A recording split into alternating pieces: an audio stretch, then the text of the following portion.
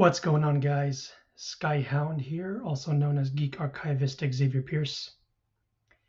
Happy holidays and all that, but for those of us who celebrate Christmas, I'd say Merry Christmas at this point.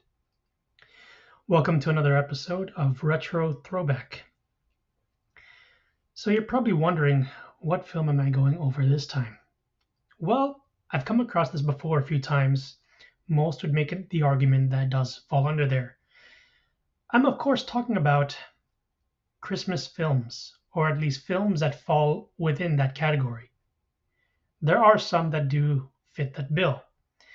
Some of the content creators that I follow would cite one in particular, Die Hard.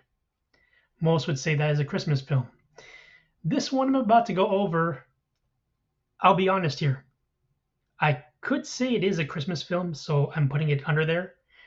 But I also want to point out I didn't actually get a chance to fully watch the film itself, even though I once had it recorded on a VHS-R back in the day. Which is that, if I may ask? I'm talking about the sequel to Batman, the 1989 film, which of course is Batman Returns. Now, I want to be clear. I know of the opening itself, because I only got up to that point. I didn't fully watch the rest of the film. Fast forward some years later, eventually I decided to watch it on Tubi from start to finish. But what do I know about it? Well, I know besides it being a sequel, it also caused some issues, which of course created the semi-par afterwards. I'm talking, of course, about Batman Forever, which I did once review, and then you got the mediocre sequel, which attempted, in my opinion, to do the Adam West type of comedy, Batman and Robin. But enough about that. Let's get over to the main points, shall we?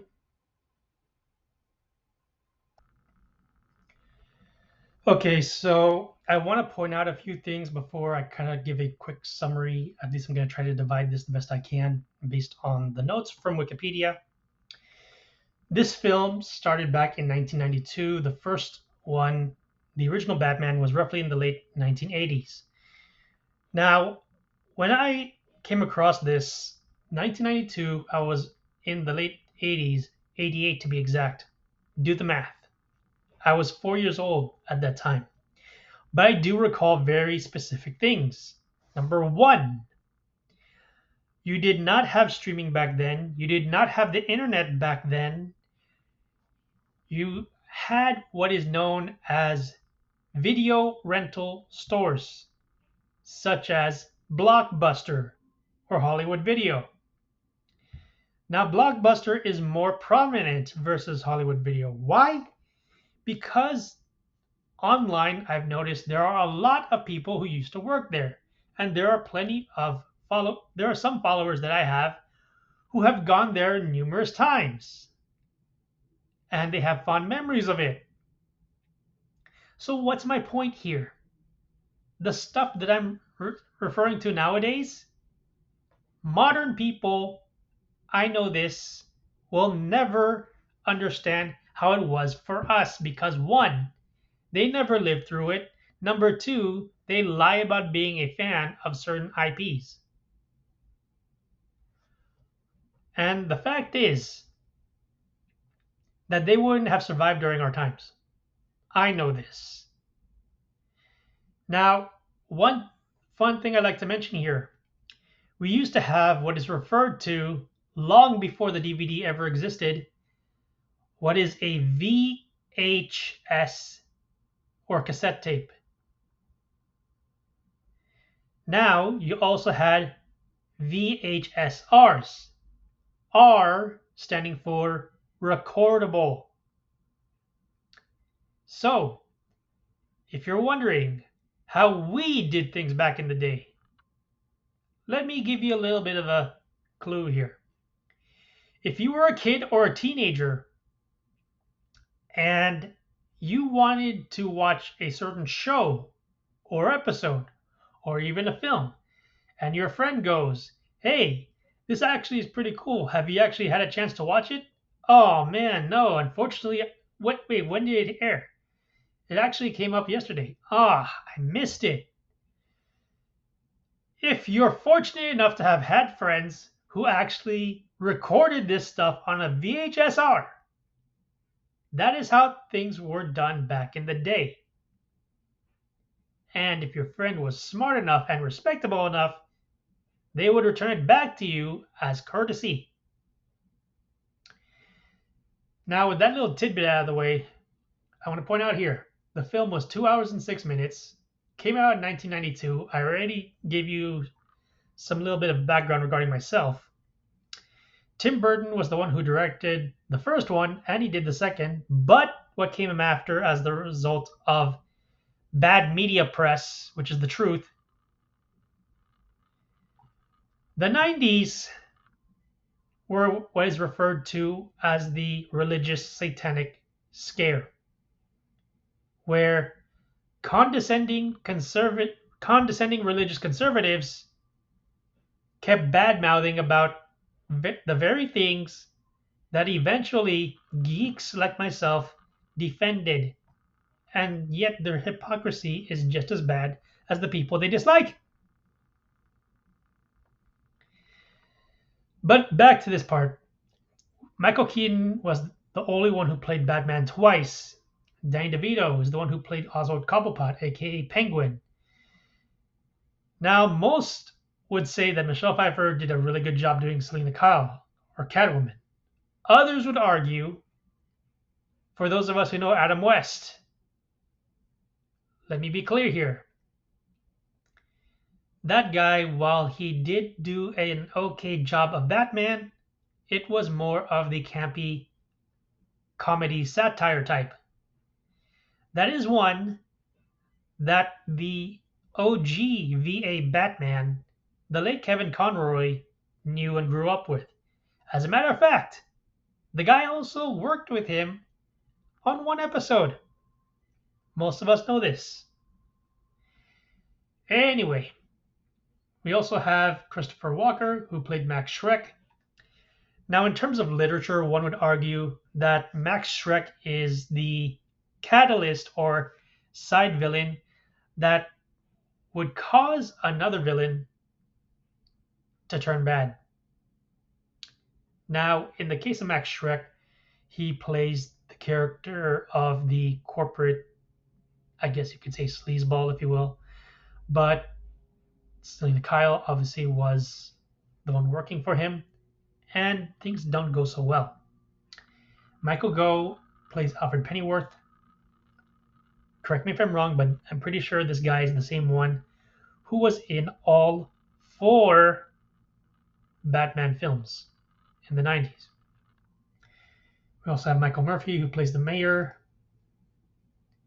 And then we also have Pat Hingle, who played Commissioner Gordon. Vincent Schiavelli, who plays an organ grinder in this one. I want to point out here, for those who know this actor, likely know more of his roles than I do. I probably have only seen maybe just 1 or 2 films. But yeah, those are the main ones that are part of the film. I do recall when I was reading the wiki for this one, Tim Burton wanted some creative, control over it because corporations keep trying to restrict it, which is the truth for back then and even now. But anyway, now that I got this part out of the way, let's get straight to the quick summary of this film. Okay, so I know I said I wanted to go over a quick summary on this, but before I do, you're probably wondering, why am I showing a quick clip from The Dark Knight? There's a moment in this film that a certain number of us, including moi, noticed. And it has to do with this scene. It's actually an echo or a reference to Batman Returns. And you're wondering, how is that even possible? Well, let me show you, dear viewer.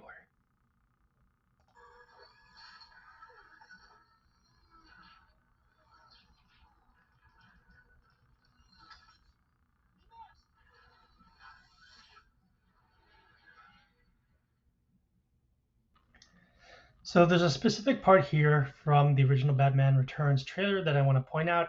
In case you're wondering, this is the moment that was also used in The Dark Knight that I showed you guys a while ago. So bear with me.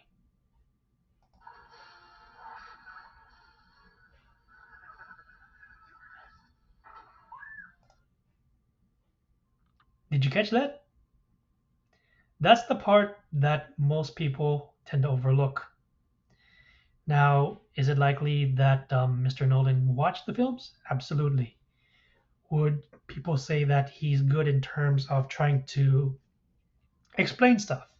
Yes, but unfortunately, sometimes, like myself, we have that problem of overanalyzing. But then again, who doesn't?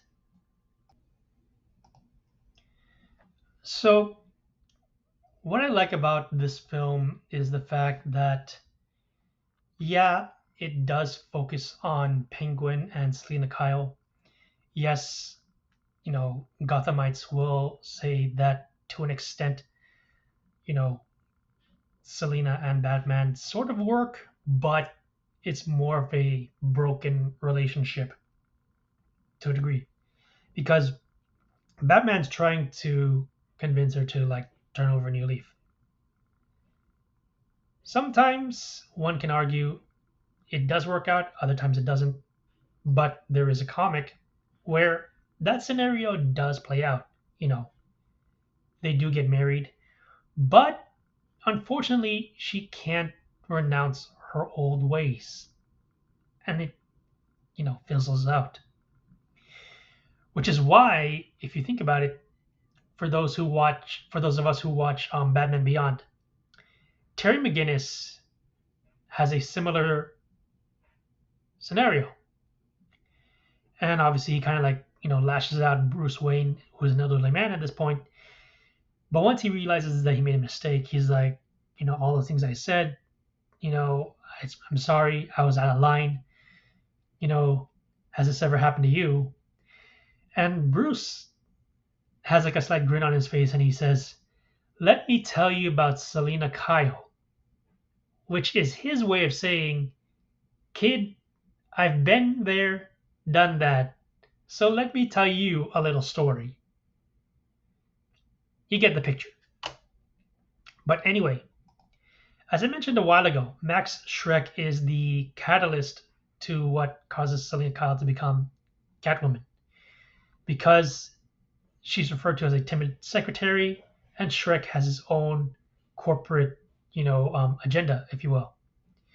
Now, as I recall, Oswald becomes the Penguin, and he blackmails Schreck with evidence of his corporate corruption, and Penguin uses that to his advantage, because he's trying to figure out, how to get back into the world.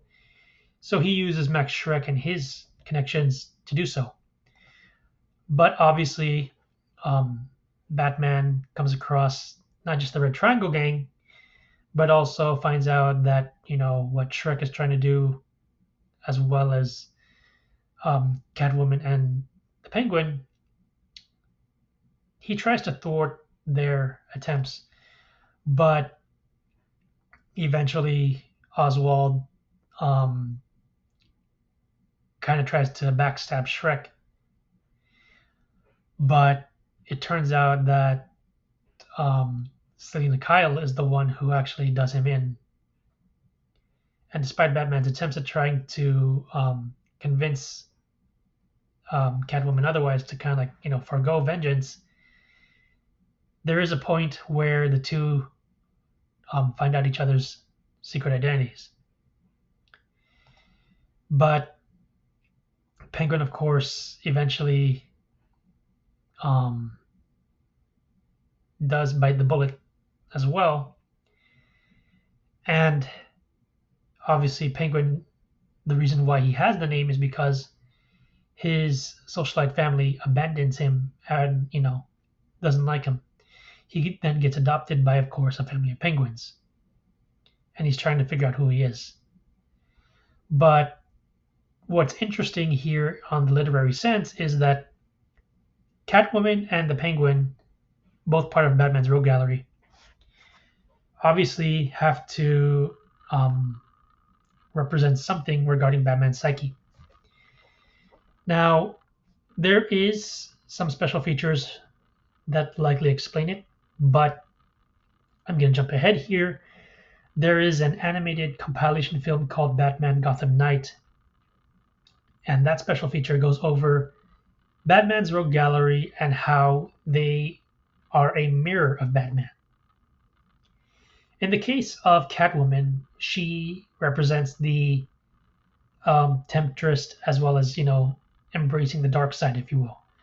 Penguin, also Cobblepot, most would argue on a literary standpoint, he represents what Batman or Bruce Wayne would be if he let the greed and the status consume him, put simply. Now, overall, I will say that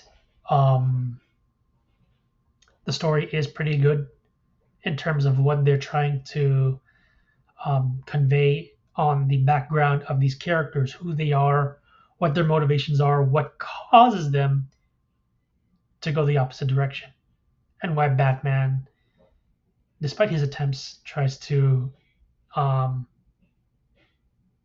reform them, if you will. And because of that, eventually he realizes that despite his attempts, he knows he's going to come across them again in the near future, at least in other iterations. But overall, this does take place on Christmas, as the plot, gives in this one. So most would argue that this film actually is a bit of a Christmas film. And to an extent, I'll agree with them on that. Now, Tim Burton did do a good job with what he was given, but I will say that later iterations, it does sort of like take away nowadays, especially with the latest one, because you have character assassinations. And unfortunately, postmodernism is deconstruction. Character assassination is a part of deconstructionism. That is something 90% of illiterate people are incapable of grasping. But this is just not my general analysis and summary of this film, which I will consider a Christmas film, but one of a few good iterations, because what comes after Forever and Batman Return and Batman and Robin, unfortunately, some parts do well, others do not. Schumacher does an okay job, but what they were trying to do in response to what Batman Returns did, unfortunately, proves that both lunatic liberals and condescending conservatives never understood the geek side. On top of that, they also insult the intelligence of children. Why? Remember what I mentioned a while ago. Adults insult the intelligence of children. In other words, parents. I don't give a damn about your religious beliefs, but there are those who abuse kids. I don't care about your religious beliefs, whether it's, Jew, Hindu, Arab, whatever. The truth is this: parents do abuse kids, and they make them say stuff for clout, to fatten their ego. You think it's just liberals? Religious people do it too. The fact is this: the 90s religious satanic scare, it's not just Christians and Jews. They are the common scapegoat, but there is not just them. I don't care about your so-called religion, because all religions have hypocrites. That is the truth. That will always be the truth. And you know what? it just proves why the quality of storytelling and filmmaking has dropped ever since. And look at now. We're getting a repeat of the so-called religious scare. However, it's on the flip side of the coin. Religious conservatives, they failed in the culture war. And then eventually, decades later, the pendulum is going to swing back whether you like it or not. But overall, if I was going to rate this one objectively, 9 out of 10. Subjectively, I'd give this one at least 8 out of 10. As a moviegoer, even though I never watched this in theaters, I did watch it eventually. As a moviegoer, I would give this a 10 out of 10. But yeah, this is just my general thoughts and quick summary of Batman Returns. This has been Skyhound, also known as Geek Archivist Xavier Pierce. Stay safe, stay sane, and also happy holidays for those of you guys. And also, should I say, advance Merry Christmas. As my good friend Orange Hat would say, stay humble. Peace.